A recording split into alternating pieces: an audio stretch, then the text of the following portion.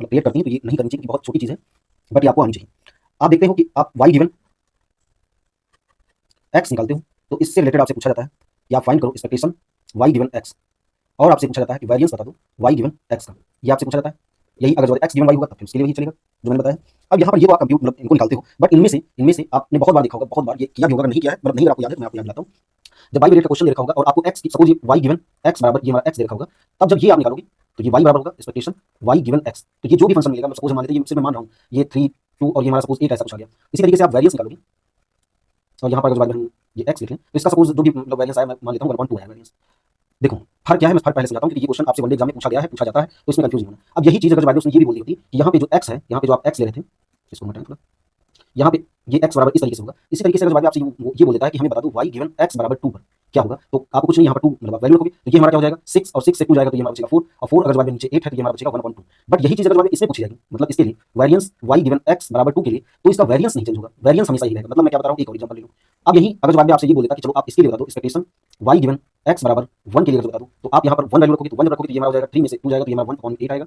But जब आप variance के बारे में देखोगे तो वेरिएंस क्या होता है, देखो मीन क्या होता है, मीन एक्स पे डिपेंड करता है, वेरिएंस कांस्टेंट होता है, ये एक्स की वैल्यूज पे डिपेंड नहीं करता है। ये बात आपको ध्यान रखनी है, क्योंकि इसी से मैं भी एक चीज आपको बताऊंगा, वो आपको ध्यान रखना। तो अगर जब वाई एक्स बराबर 1 है, तब भी ये हमारा 1/2 रहेगा, मतलब ये हमारा कांस्टेंट रहेगा। ये वैल्यू देखो हर बार चेंज हो रही है, आप कुछ और लोगे कुछ और आएगा।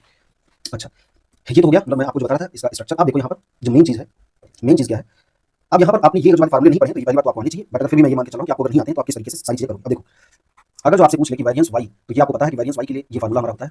जब गिवन आपको पता है तो ये आप लिखते थे एक्सपेक्टेशन वाई गिवन एक्स बराबर एक्स, और ये हमारा हो जाएगा इस तरीके से।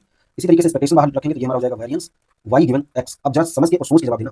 और ये भी आपने पढ़ा है कि एक्सपेक्टेशन अगर 4x अगर लिखा है तो सिर्फ एक्सपेक्टेशन किस पे लिखता है, मतलब वेरिएबल पे लगेगा, और जो हमारा कांस्टेंट है वो हमारा बाहर चला जाएगा। इसी तरीके से अगर एक्सपेक्टेशन अगर मान लें 4 अगर लिखा, इस पे अगर हम लगाएंगे तो एक्सपेक्टेशन इस पे लगाने पे ये हमारा 4 ही देता है। ठीक इसी प्रकार से अगर वेरिएंस 4x अगर लिखा होता तो हम लोग क्या करते हैं, वेरिएंस मतलब यहाँ पे हमारा जो कांस्टेंट है ये हमारा इसका स्क्वायर हो जाएगा और वेरिएंस हमारा x बचेगा।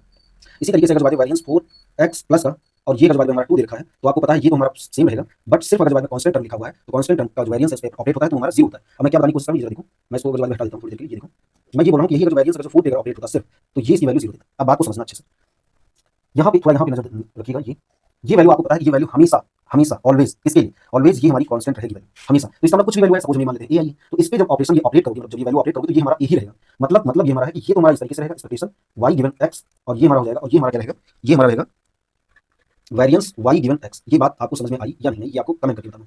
ये मैंने क्यों किया, क्योंकि ये वैल्यू कांस्टेंट हो गया, कांस्टेंट पे एक्सपेक्टेशन जब आप लगाते हो तो ये वही वैल्यू देता है। बट इस केस में क्या होगा, इस केस में आपको मैंने भी दिखाया कि वेरिएबल की तरह ट्रीट होगा, तो इसमें ये चीज अप्लाई नहीं होगी। अच्छा, और अगर बाद में इसी तरीके से आपने ये भी पढ़ा होगा, हालांकि इसका यूज नहीं है बट मैं बता देता हूँ। अगर जो एक्सपेक्टेशन वाई अगर आपसे निकालने को बोल दिया जाए तो आप क्या करेंगे, आप इस तरीके से एक्सपेक्टेशन वाई गिवन एक्स इस तरीके से निकालोगे, ये फार्मूला होता है। और मैं आपको एक और